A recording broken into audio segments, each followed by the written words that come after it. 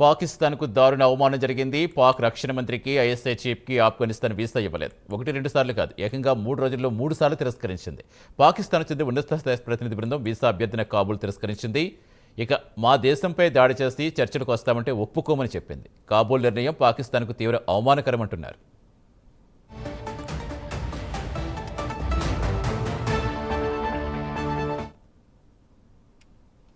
పాకిస్తాన్, ఆఫ్ఘనిస్తాన్ మధ్య సరిహద్దు వివాదం దశాబ్దాలుగా ఉంది. డ్యూరాండ్ లైన్ను పాకిస్తాన్ అంతర్జాతీయ సరిహద్దుగా చెప్తుంటే ఆఫ్ఘనిస్తాన్ దీన్ని నిరాకరిస్తుంది. తాలిబన్లు కాబూల్లో జెండా ఎగరేశాక వివాదం మరింత పెరిగింది. ఆఫ్ఘన్ సరిహద్దులు పాకిస్తాన్కు తలనొప్పిగా మారాయి.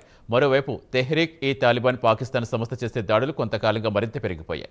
ఈ దాడులకు తాలిబాన్ పాలకుల మద్దతుందని పాక్ తరచూ ఆరోపిస్తోంది. రీసెంట్గా ఆఫ్ఘనిస్తాన్ భూభాగంపై ఇస్లామాబాద్ వైమానిక దాడులకు దిగడంతో ఇరు దేశాల మధ్య ఘర్షణలు తీవ్రమయ్యాయి.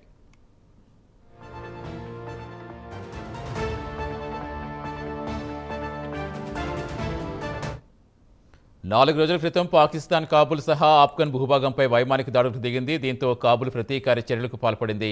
పాక్ ప్రకటించిన దాని ప్రకారం 200 మందికి పైగా తాలిబన్లు, ఇతర మిలిటెంట్లు చనిపోయారు. వీరితో పాటు 23 మంది పాక్ సైనికులు చనిపోగా మరో 20 మంది గాయపడ్డారు.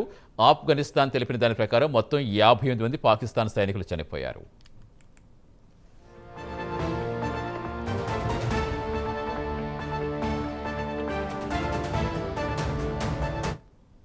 ఈ పరిణామాలతో పాకిస్తాన్ రక్షణ శాఖ మంత్రి వీసా అభ్యర్థన కాబూల్ తిరస్కరించింది. తాజాగా పాక్ రక్షణ మంత్రితో పాటు ఐఎస్ఐ చీఫ్లతో కూడా ఉన్నత స్థాయి ప్రతినిధి బృందం కాబూల్లో పర్యటించే అధికారిక పర్యటన కోసం వీసా మంజూరు చేయాల్సిందిగా ఆఫ్ఘన్ను పదే విన్నవించుకున్న ఆ దేశం తిరస్కరించింది.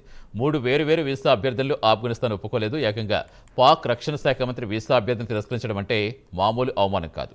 తమ పౌరుల మీద దాడులు చేసిన తర్వాత ఏ ప్రతినిధి బృందాన్ని ఆహ్వానించలేమని కాబూల్ నిర్ధారణగా చెప్పింది. అయితే వీసాలు తిరస్కరించడం చిన్న విషయం కాదని, ఇది పాక్ పట్ల కాబూల్ అవలంబించనున్న విధానాన్ని చెబుతోందని భావిస్తున్నారు.